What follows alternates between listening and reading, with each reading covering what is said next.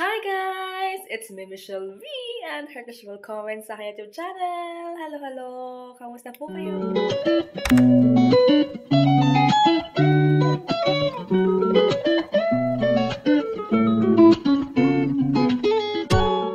Hi guys! Good morning! Guten Morgen! Magandang umaga sa inyong lahat! Ayan, anyways, maga pa guys. Kasi maga ako nagising. Tapos, naglinis muna ako ng mga kapaligiran. Nag-ayos muna ako ng mga bagay dyan na naglinis muna ako ng mga bagay-bagay ng aming higaan, ng aming sala, ng aming kusina, ganyan. So, yun muna ang ginawa ko pagkagising ko. Talagang ligpit muna. Ayan. So, katulad ng mga nabanggit ko sa mga nakaraang video, ganun talaga guys. Pagkagising ko sa umaga, na yung paglabas ko sa aming kwarto is yun agad yung pag nakita kong hindi maganda yung kapaligiran, so I need to to make it beautiful. Ayun, tapos ayun, so ngayon dahil tapos na, gagawa tayo ng breakfast. So I will be eating what do you call this, naglagay ako nito guys kasi nga nagano ako sa CR pero nalalaglag siya, wait.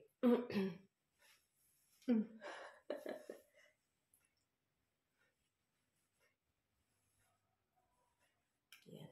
So, mag-ano tayo guys? Gagawa tayo ng almusal. Malinis naman dito sa aking dishwasher. So, dito tayo ulit kukuha ng guys, ang gagawin ko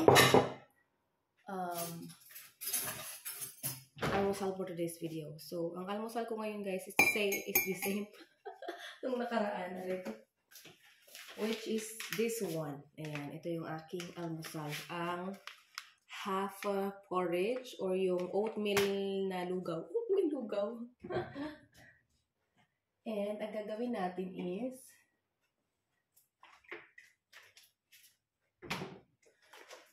lagyan natin ng gatas. Ayan. Masarap siya. As in. Okay, dito. Para nakikita nyo. Or dito ko kayo ilagay. Yan. So you can see it. Through. Baso. Hindi ko pala kailangan ng baso kasi nung nakaraan ang ginawa ko, nag-init muna ako ng gatas. Tapos siya ako nilagay. So, hindi ako satisfied kasi parang, so ngayon, didirekta na natin siya.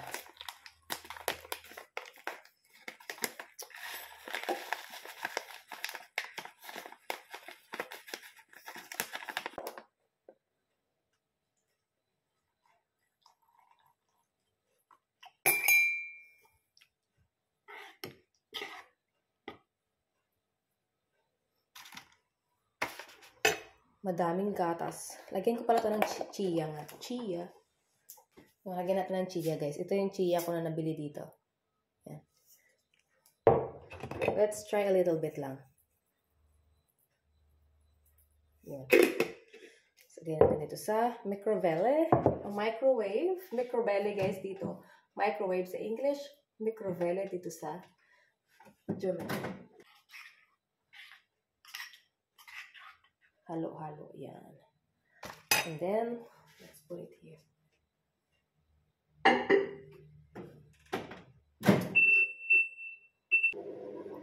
Lord, I come to you,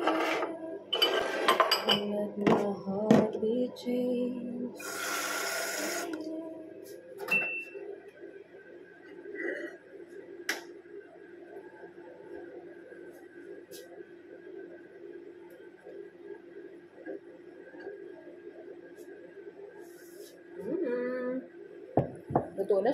Luto na siya. Okay na siya. Oh, this is what I want. Yan, yung ano talaga siya. Kasi nung nakaraan nagawa ko is, naginit lang ako ng tubig. Tapos, inilagay ko, parang hindi ko nabitan yung ano. So, ayan siya. Ito yung gusto kong consistency na.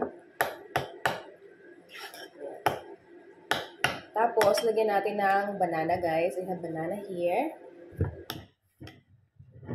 So, ayan na siya, guys. Lagyan na natin. Pakita ko sa inyo. That's diba? So, let's eat. Tingnan niyo yung buhok ko, guys. Nagsuklay ako eh. Pagka ligo ako, pagka nakaligo ako, ang ganda-ganda ng aking hair, ang gana-gana sa ulo.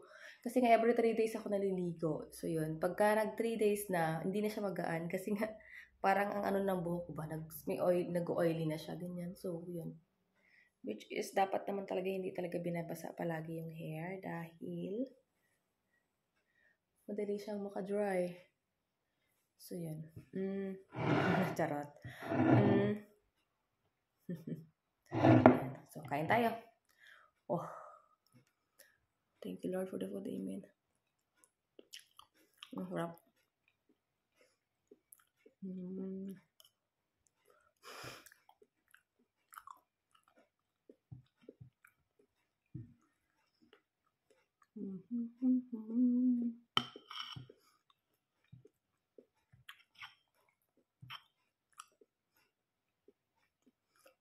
Ito yung may sunflower seed. Ayan.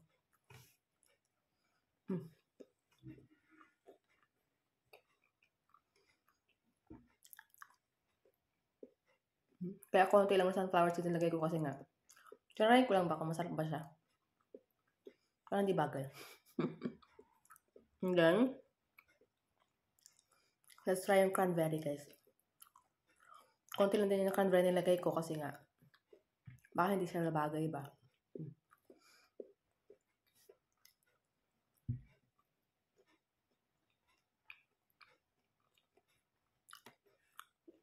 Oh, good. Mas bet ko saging. Saging.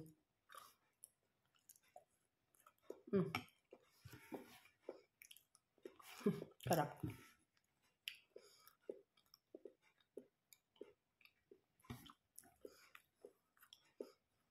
Ito na yung aking brunch, guys. Kasi mag-alas 9 na pala.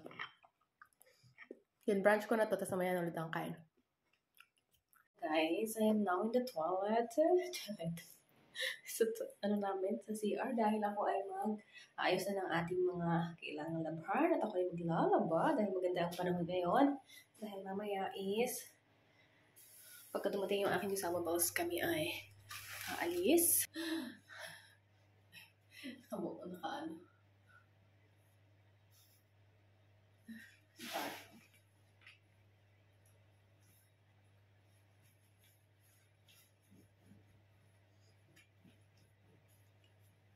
In a moment,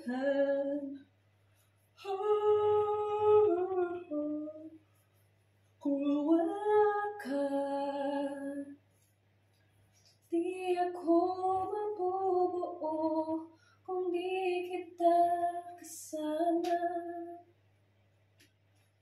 Nasanay na ako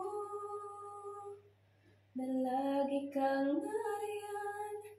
Di ko kayang mag-isa, puso ay pagbigyan. Kulang ako kung wala ka.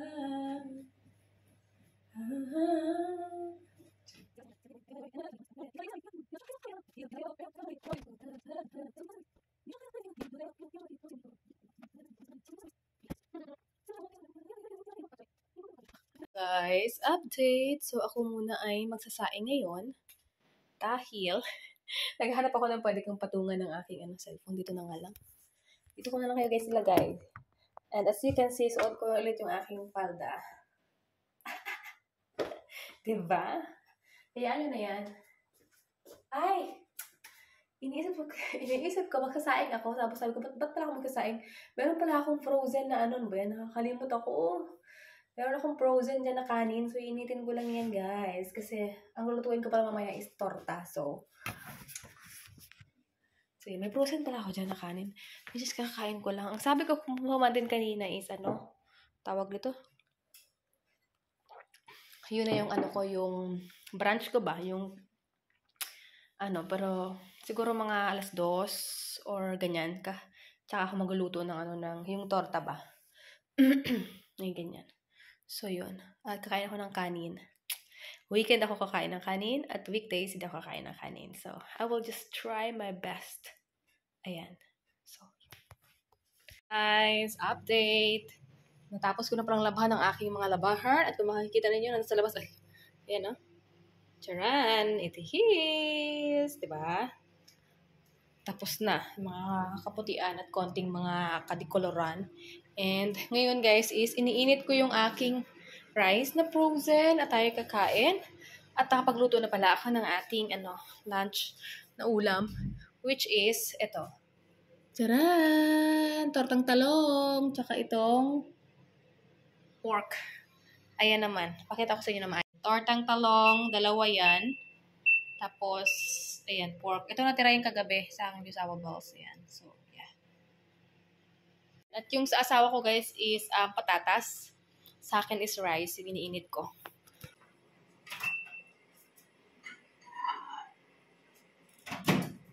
And I found another technique like this. Oh. Pagka frozen yung kanin, tapos lagyan ng ng ganito. Tapos iinitin siya. At yun, oh. Pero dahil madami-dami tong kanin na nilagay ko dito is we're going to heat it again for the second time. I wanna be the butiki na pinaghalong sa charot. Ibang cute-cute na nitong damit ko. Oh, cute. Sana. Kain tayo after nyan, guys. Nagugutom na rin ako kasi ano nyo baka ng oras na, guys, is already 1:15 in the afternoon. At yung kinain ko kanina is yung diba, yung oatmeal. Tapos, syempre, after kain ko kasi, guys, doon ako tinatawag. So, yeah. Oh, Malabi is here!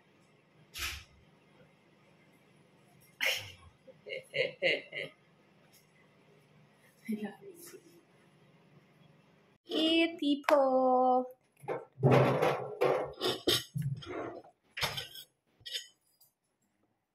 Rice.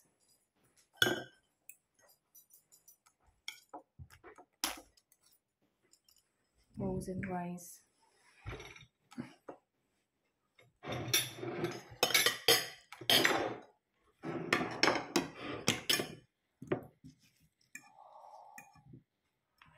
Tortang talong. We call it tortang talong, Malabi. Try it. Like this.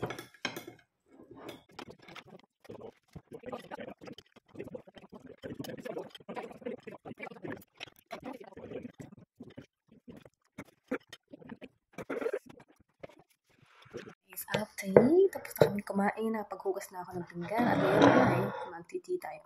20. Medyo madami ako nakain. Joke. Oo, madami. Kaya ako ay mag-20.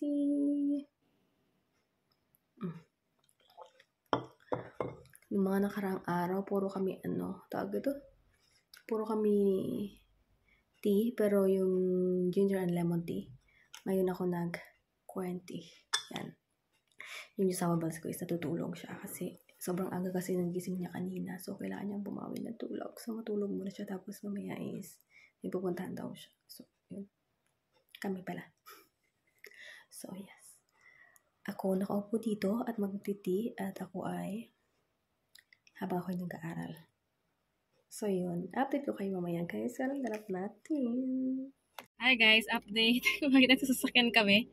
Kasi ngayon pala ang kaarawan ng aking ate dito, yung aking ate na friend ko dito. At akala ko talaga bukas pa, akala ko Sunday. So, nagmadali kami ng aking jusawa balls. Bumili kami ng bulaklak. Ayan na.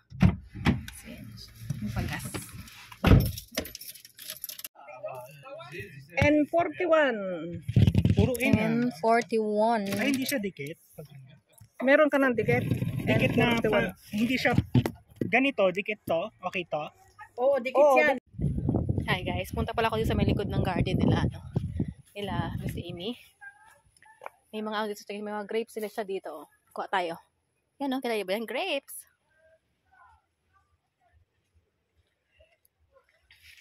Putas tayo. Mayroon pa ako dito. Tama. Sarap. Nagaya na yung asawa ko, guys. Uwi na daw kami. Yung nag-uwi na yung mga iba. Nagbingo pala kami. Ang saya. See you na lang sa bahay. Hi guys! Update! Anyways, another day ito dahil hindi ako nakapag-update pagdating namin kagahapon ng aking sabag sa bahay. Ayan, so ayun na nga yung, di ba yung last video natin, nandun ako sa bahay ng aking ate-ate, aking kaibigan. Ayan, so hindi ko talaga kasi ewan ko, ang ano ng comprehension ko yata, nag-message kasi siya sa akin. Akala ko talaga, kasi nag-message siya, yun pala gabi. Gabi. Nung, for example, nag-message siya kagabi. Tapos, yung event is ngayon. So, kagabi siya nag-message, ngayon ko nabasa. Akala ko, yung sabi niyang bukas is, bukas pa. Kasi ngayon ko nabasa. So, hindi ko nakita yung oras ng message ba. Akala, kasi umaga ko na nabasa eh. Kumbaga parang akala ko, okay. So, yun. Kaya hindi ko alam. Kasi sabi ko, kasi ngayon, sinabihan niya na ako kasi dati na gano'n na na sabi niya, ay maghahanda ako sa birthday ko, punta ka. Sabi niya, may message kita. Kung kailan, ganyan. So, yun. Tapos, nag-message, tapos hindi ko, tapos, ako, dahil na-set ko na yung mind ko na kinabukasan pa, so, ayun, nagluto ako, anong ganyan. Kasi nga, pagka ganun kasi, hindi talaga ako na siya na nagluluto pagka ni-invite niya ako. Dahil doon sa kanila, ganun yung namin, yung gawa namin, kakain ba, ganyan, ganun. So, yun. So, kasi nga, wala sa, sa mind ko. Tapos, dito ako, di ba, yung nag-aaral pa ako, ganyan, nag-tea, tapos nag-aaral-aral ako dito. Tapos, ayun, tapos madami na siyang mga missed call. Tapos, nung tinawagan ko siya, sabi ko, Michelle, sabi niya, nasaan ka na? Sabi ko, sabi ko, bakit? Punta ka na dito. Nandito na sila. Yung mga ibang mga friends. Sabi ko, gano'n. Ay, gano'n? Sabi ko na. Tapos, oo nga. Sabi ko, ngayon ba yun? Tapos sabi niya, sige na, halika na, magbihis ka na, bisglay. Sabi ko, Diyos ko. Tapos, yung asawa ko diba natutulog? Tapos sabi ko sa asawa ko, buti na lang. Yung asawa ko nakatulog na siya ng medyo siguro mga 2 hours na siyang nakatulog. Parang ganyan. Tapos sabi ko sa asawa ko, sabi ko, gano'n. Kasi nga, in-invite nga kami. Kaming mag-asawa ba? Tapos sabi ko gano'n. Sabi niya, gano'n. Sabi ko, akala ko talaga bukas pa. Tapos binalikan ko yung message. Okay. So, nag-message kasi siya gabi. Parang 11 something na ng gabi. Tapos, kinabukasan ko na nabasa. Kasi nga, maga kami natutulog talaga ng asawa ko, guys. As in, alas 10 talaga. Ganyan. Alas 10. O, minsan alas 9. Ganyan.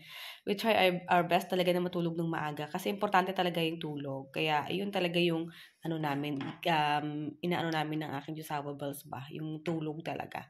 Ganyan. So, ayun. At ayun nga, napunta na kami doon. Kaya nagmadali kami, sabi yung ganun.